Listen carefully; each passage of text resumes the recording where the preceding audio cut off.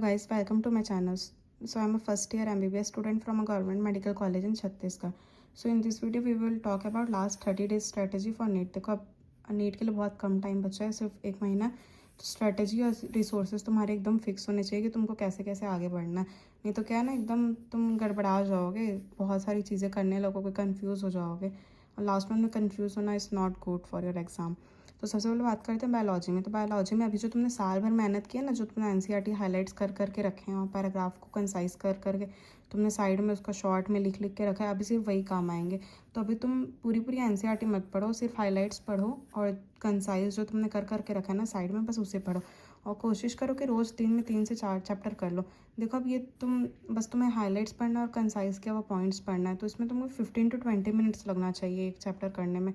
तो तुम रोज़ 1 घंटे का टारगेट लो एनसीईआरटी पढ़ने के लिए, और 1 घंटे में तुम इतना आराम से कर सकते हो ना, 3 से 4 चैप्टर, 15 से 20 मिनट लगेंगे।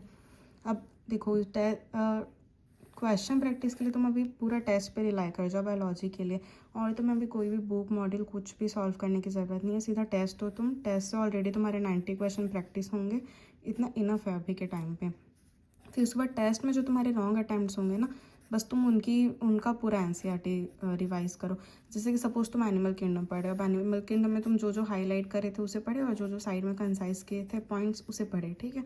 अब सपोज आर्थ्रोपोडा का क्वेश्चन है, तुमने वो गलत कर दिया, तो तुम आर्थ्रोपोडा का पैराग्राफ पूरा रिवाइज करो। या फिर सपोज एग्जाम्पल से कोई क्वेश्चन आया, वो तुमने गलत कर दिया, तो जितने भी फाइलम है ना, सबके एग्जाम्पल्स को बस एक बार रिवाइज कर लो। पूरी पूरी एनसीईआरटी मत पढ़ो, बस हाईलाइट्स और कंसाइज पढ़ो, और जो तुम रॉन्ग कर रहे हो ना, बस उसकी पूरी एनसीईआरटी पढ़ो, ठीक है। इतना करने में तो तुम्हारे 2 घंटा लगेगा, और इतने में आराम से इतना हो जाएगा। देखो अभी लग रहा है कि 2 घंटे में इतना सब कैसा हो पाएगा, बट जैसे जैसे तुम करते जाओगे ना, वैसे वैसे होते जाएगा अपने आप। अभी क्या है ना, प्रेशर इतना होता है ना कि तुम सोचोगे ना, जितने टारगेट्स लोगे तुम कहीं ना कहीं किसी ना किसी हद तक उसे अचीव कर ही लोगे। अब सेकेंड है केमिस्ट्री। केमिस्ट्री में देखो ऑर्गेनिक और इनऑर्गेनिक का पूरा सेम फंडा है। तुम ऑर्गेनिक में बस एनसीईआरटी के रिएक्शन पढ़ो, और इनऑर्गेनिक में पूरे एनसीईआरटी बेस्ड पढ़ो, ठीक है। अब मैं यहाँ पे प्रीफर ये करूँगी कि अगर तुमने नोट्स बनाया ना, क्लास के नोट्स जो टीचर बनवाते हैं, तो ऑर्गेनिक इनऑर्गेनिक के बहुत अच्छे बनवाते हैं, उसे करो। और क्वेश्चन प्रैक्टिस के लिए तुम इंडेक्स क्वेश्चन और एक्सरसाइज क्वेश्चन करो, क्योंकि घुमा फिरा के नीट में हर बार वही आता है, हर बार, ठीक है। और उसके बाद अलावा पीवाईक्यू सॉल्व करो, ठीक है। मैं ये तो नहीं बोलूँगी मॉड्यूल वगैरह फिर से सॉल्व करो, नहीं मत करो। 12 ईयर्स पीवाईक्यू करो, पीवाईक्यू से रिपीटेड क्वेश्चन आएंगे हमेशा, पीवाईक्यू सॉल्व करते जाओ। और जो टेस्ट के क्वेश्चन गलत होंगे ना, उसको अभी मिस्टेक नोटबुक में याद से ऐड करना, ठीक है।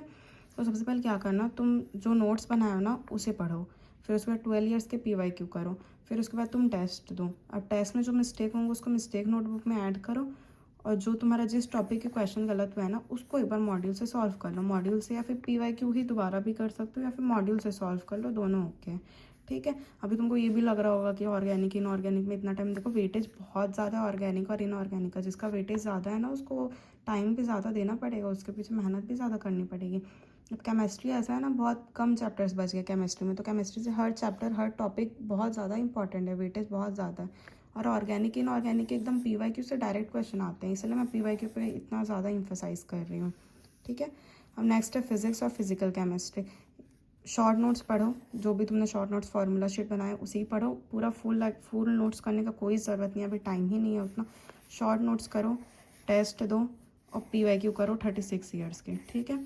तुम पहले शॉर्ट नोट्स पढ़े, सपोज तुम आज 2 चैप्टर के पढ़े शॉर्ट नोट्स, ठीक है। अब उन्हीं 2 चैप्टर के तुम 36 ईयर्स के पीवाईक्यू कर लो। अब 36 ईयर्स के पीवाईक्यू करो, और फिर उसके बाद टेस्ट दे दो। अब टेस्ट के बाद जो क्वेश्चन गलत होगा, सबसे पहले तो उसको मिस्टेक नोटबुक में ऐड करो, और उसी चैप्टर के क्वेश्चन मॉड्यूल या कहीं से भी, जहाँ से भी दोबारा पीवाईक्यू से करना है तो वहाँ से कर लो, नहीं तो मॉड्यूल से कर लो, एक बार और सॉल्व कर लो, ठीक है। या तो अगर तुम्हें ये भी ज़्यादा लग रहा है ना, तो नोट्स में जो टीचर ने क्वेश्चन कराए होंगे ना, 1-2 क्वेश्चन हर टॉपिक के जो कराते हैं, उसे दोबारा कर लो, ठीक है। तो क्या करोगे, सबसे पहले शॉर्ट नोट्स पढ़ोगे, फिर उसके बाद 36 ईयर्स के पीवाईक्यू करोगे, फिर टेस्ट दोगे। टेस्ट में जो गलत आएगा सबसे पहले मिस्टेक नोटबुक में ऐड करो, फिर मॉड्यूल या नोट्स में से कहीं से भी क्वेश्चन प्रैक्टिस कर लो उसके 2-4, ठीक है। ऐसा करोगे ना तो तुम्हारी चीज़ें इतना तुम फॉलो कर लिए ना, तो आराम से 650 प्लस अभी तुम लास्ट मंथ में भी स्कोर कर सकते हो। अभी अगर तुम्हारे 450 500 भी आ रहे हैं ना, तो भी तुम बहुत अच्छा स्कोर कर जाओगे। और कोशिश करो कि हफ्ते में 2 पार्ट टेस्ट और 1 फुल सिलेबस टेस्ट तो दो, इतना तो देना ही चाहिए। इतना तो पढ़ाई करो यार, अब आखिरी महीना, अभी मेहनत नहीं करोगे तो कब करोगे? 1 महीने के लिए अपना 1 और साल थोड़ी लगाओगे तुम, ठीक है। ठीक है। तो ऑल द वेरी बेस्ट, अच्छे से मेहनत करो। अगर और भी कोई डाउट हो तो तो फिर प्लीज़ कमेंट करके मुझसे पूछ लेना। I will definitely reply. And please video को लाइक करना, चैनल को सब्सक्राइब करना। All the very best, bye bye.